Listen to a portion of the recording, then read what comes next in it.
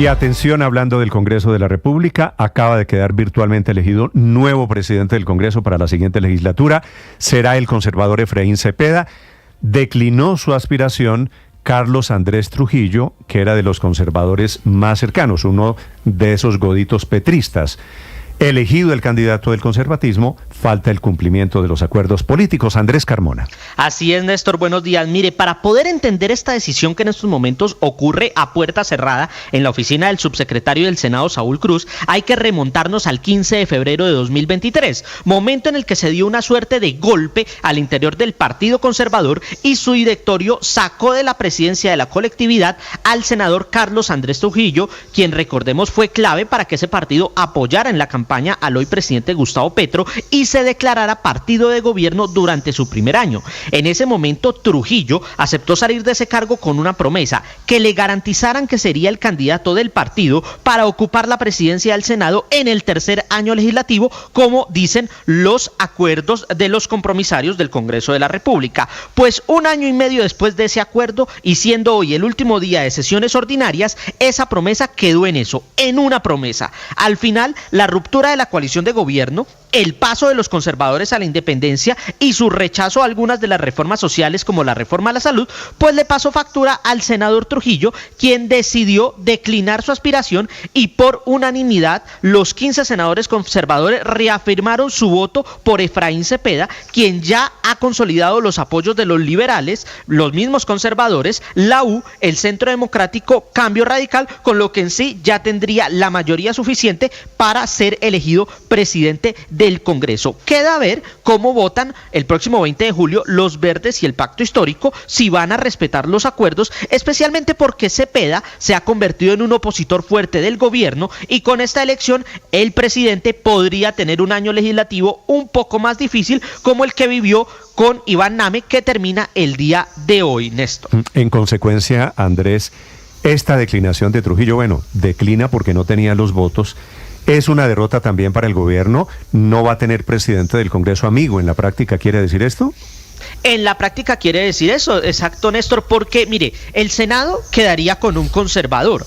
Ahora el pulso es en la Cámara de Representantes. Recuerde que los acuerdos dicen... Pero perdóneme, antes de que me hable de la Cámara, queda con un conservador no petrista, porque no si hubiera quedado Trujillo, opositor, hubiera sido un godito petrista. Ahora, Trujillo termina tocado, su nombre aparece en varias menciones en el tema de la corrupción de la UNG RD, la Unidad de Gestión de Riesgo, tema que también le resulta afectando políticamente. Así es, Néstor, porque recuerde que Olmedo López era muy cercano a Carlos Andrés Trujillo, eran cercanos en política en Antioquia, siendo Olmedo del Polo Democrático, pero Trujillo conservador, eran muy cercanos en política, y eso terminó salpicando al senador Trujillo, quien al final le tocó cederle el puesto a Efraín Cepeda. Pero es que el senador Cepeda ya venía Olmedo, consolidando Olmedo es cercano a Trujillo. Olmedo es cercano a Trujillo, y Trujillo terminó declinando a favor de Cepeda la candidatura por la presidencia del Congreso. Pero es que Cepeda ya venía ambientando todo desde hace mucho tiempo. Él ya venía hablando con las diferentes bancadas y él ya se venía perfilando como presidente del Congreso, Néstor. Eso es un hecho.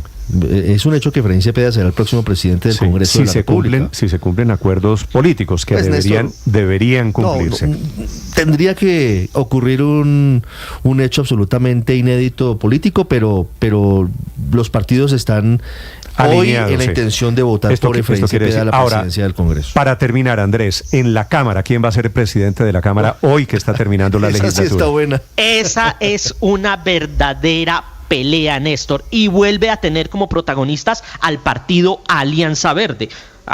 Lo mismo pasó hace un año, cuando, recordemos, los verdes no se pudieron definir en la presidencia del Senado. Inicialmente hablaban de Inti Asprilla, luego todo terminó favoreciendo a Angélica Lozano, y a última hora fue elegido Iván Name. Pues ahora en la Cámara de Representantes hay cerca de 4 candidatos peleando por esa candidatura. Le voy a decir los nombres: Duvalier Sánchez, Santiago Osorio, Catherine Miranda, quien era la que se está perfilando más bien como la posible nueva presidenta de la Cámara de Representantes, pero es que como Miranda es más opositora e independiente, pues le apareció otro pelo al gato, otra candidatura: Marta Alfonso, la ponente de la reforma pensional, quien luego del triunfo del pasado viernes decidió postular su nombre y, ojo, ya empieza a tener incluso la bendición de los petristas pura sangre. Pero acláreme una cosa, Andrés, de estos 4 candidatos a la presidencia, ¿cuáles son cercanos al gobierno, cuáles no? ¿Duvalier Sánchez? Duvalier tiene sus dudas, a veces manifiesta posiciones de independencia, pero él siempre ha sido una posición más conciliatoria. Bien petrista, sí. Petrista. Sí, pero es conciliatorio. Santiago Osorio... No. En este tema, no, Andrés, usted cubre política, no me eche el cuento de conciliatorio. ¿Es o no es petrista? Lo que pasa es que Duvalier Sánchez ha sido crítico con el orden público porque él fue alcalde en el gobierno. Pero en el gobierno lo ven como amigo, si gana Duvalier Lo ven Sánchez como amigo. Ok. Segundo. Santiago Osorio, petrista, porque fue elegido por el Pacto y los Verdes, es uno de esos 2 congresistas con Marta Alfonso que tienen aval tanto del Pacto como de los Verdes. Petrista, por supuesto.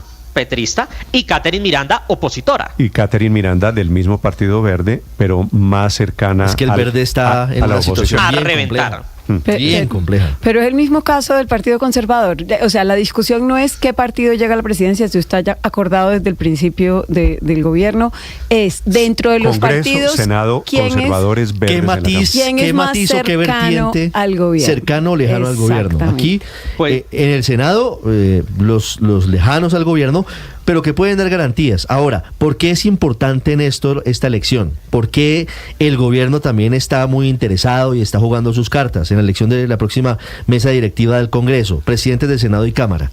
Porque lo que se viene en las próximas semanas no es menor. Se va a elegir Procurador General de la Nación, se va a elegir Defensor del Pueblo, se va a elegir un magistrado del Consejo Nacional Electoral. Ese magistrado es el voto definitivo, entre otras, en las investigaciones por posibles irregularidades en la financiación de la campaña Petro-Presidente. Que los presidentes de Cámara... Y ellos tienen el manejo de las votaciones. De Cámara y de Senado ejercen un poder muy importante. Néstor, y en ese desorden del Verde, que no es común, en ese desorden del Verde no se puede descartar que termine el Verde sin la presidencia, a pesar de que los acuerdos implicarían que en este tercer año la presidencia de Cámara le corresponde a ese partido. Como hay tantos candidatos y no hay unidad al interior de la bancada, pues puede terminar pasando en río revuelto, subienda, ganan los pescadores. Ahí puede terminar el Partido Conservador. Pasar. Néstor. Suele pasar. La última, Andrés, desde el Capitolio. Néstor, le doy noticia de último minuto. Ya queda formalizada ya totalmente por el Partido Conservador la candidatura de Efraín Cepeda. Se acaba de expedir el comunicado. Dice Bogotá, 20 de junio de 2024, los miembros de la bancada del Senado del Partido Conservador, por decisión unánime, hemos convenido que nuestro candidato para aspirar a la presidencia del Senado en la próxima legislatura es el senador Efraín Cepeda, y aparecen 14 firmas, entre ellas Carlos Andrés Trujillo, Néstor. El único que no firma, Efraín Cepeda, que es el candidato. Andrés, gracias. No creo que sea esta que está pasando en este momento, muy de tejemaneje del tema político.